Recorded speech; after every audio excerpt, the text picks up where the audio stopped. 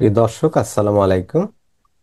আজ একটি চাঞ্চল্যকর খবর প্রকাশিত হয়েছে দি ওয়াল পত্রিকায়।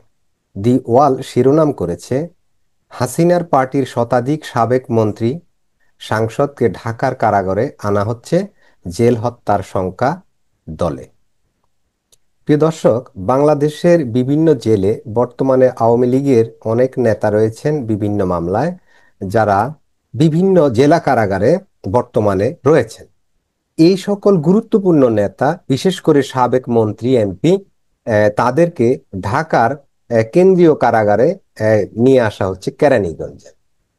এটা নিয়ে নানা জল্পনা কল্পনা শুরু হয়েছে এবং জেল হত্যার আশঙ্কা করা হচ্ছে, এবং কোনো কোনো মহল থেকে বলা হচ্ছে তাদেরকে হয়তো এখানে এনে মেরে ফেলা হবে। প্রিয় দর্শক, আপনাদেরকে স্মরণ করিয়ে দিই, বাংলাদেশের রাজনীতিতে জেল হত্যা এক ভয়ঙ্কর অধ্যায়।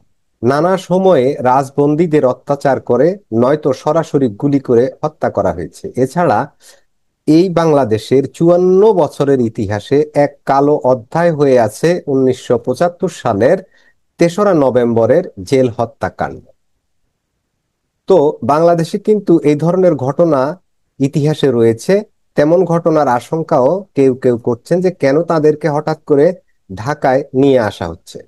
তবে দি ওয়ালের রিপোর্টে বলা হয়েছে, নাম প্রকাশে অনিচ্ছুক এক প্রশাসনিক কর্তার আহ, আহ, কাছ থেকে তারা ব্যাখ্যা নিয়েছেন। সেই কর্মকর্তার মন্তব্যটা ঠিক এইরকম: অনেক জেলা আদালত যথেষ্ট সুরক্ষিত নয়। গত ১৬ জুলাই গোপালগঞ্জে আওয়ামী লীগের সমর্থকেরা জেলা কারাগারে হামলা চালিয়ে আটক নেতাদের ছিনিয়ে নেয়ার চেষ্টা করেছিল। কারারক্ষীরা রীতিমতো যুদ্ধ করে জেলের সদর ফটক ভাঙ্গা আটকে দেন।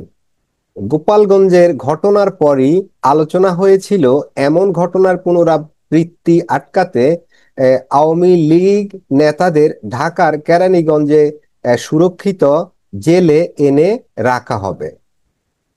এটা হচ্ছে সরকারি এক কর্মকর্তার ব্যাখ্যা, যিনি নাম প্রকাশ করতে নিষেধ করেছেন, অর্থাৎ তার নামটা দি ওয়াল প্রকাশ করেনি। প্রিয় দর্শক, আমাদের ৫৪ বছরের ইতিহাসে এই উম, আহ, যে কালো অধ্যায়টি জেল হত্যা দিবস, ১৫ই আগস্ট ১৯৭৫ সালের তৎকালীন রাষ্ট্রপতি বঙ্গবন্ধু শেখ মুজিবুর রহমানকে তার নিজ বাড়িতে সপরিবারে হত্যার পর জাতীয় ৪ নেতা তথা মুক্তিযুদ্ধের অন্যতম কাণ্ডারি সৈয়দ নজরুল ইসলাম, তাজউদ্দিন আহমেদ, মোহাম্মদ মনসুর আলী ও আবুল হাসনাত মোহাম্মদ কামরুজ্জামানকে ঢাকার জেলে গুলি করে হত্যা করে সেনাবাহিনী।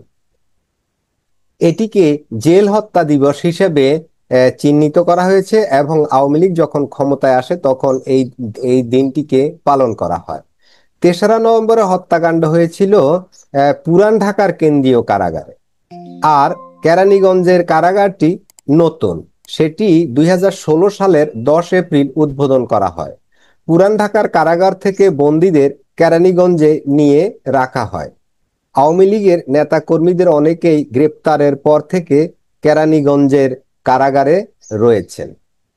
প্রিয় দর্শক, কি হতে চলেছে আমরা জানি না, কিন্তু চারদিকে সন্দেহের ডালপালা মেলছে। আমি বাংলাদেশের রাজনীতি বিশ্লেষক ডক্টর কলিমুল্লাহর একটি টকশোতে দেখেছি গতকাল রাতে। তিনিও এখানে আশঙ্কা প্রকাশ করেছেন যে তেমন কিছু সেখানে ঘটতে পারে। তো আমরা চাই না যে আমাদের দেশের এই শান্তিপূর্ণ দেশটিতে এই ধরনের আরেকটি কালো অধ্যায় এবং কালো ইতিহাস রচিত হোক। সবাই ভালো থাকুক। বাংলাদেশের সকল মানুষ, সকল দল, সকল মতের মানুষ সহমত সহ অবস্থান করে বাংলাদেশের শান্তি ও সমৃদ্ধিকে এগিয়ে নিয়ে যাক, সে আশা রাখি। প্রিয় দর্শক, আজকের এই আলোচনাটিকে আর দীর্ঘায়িত করব না। আমরা অপেক্ষায় রইলাম কি ঘটে সেটা দেখার জন্য। দেখা হবে পরবর্তী ভিডিওতে।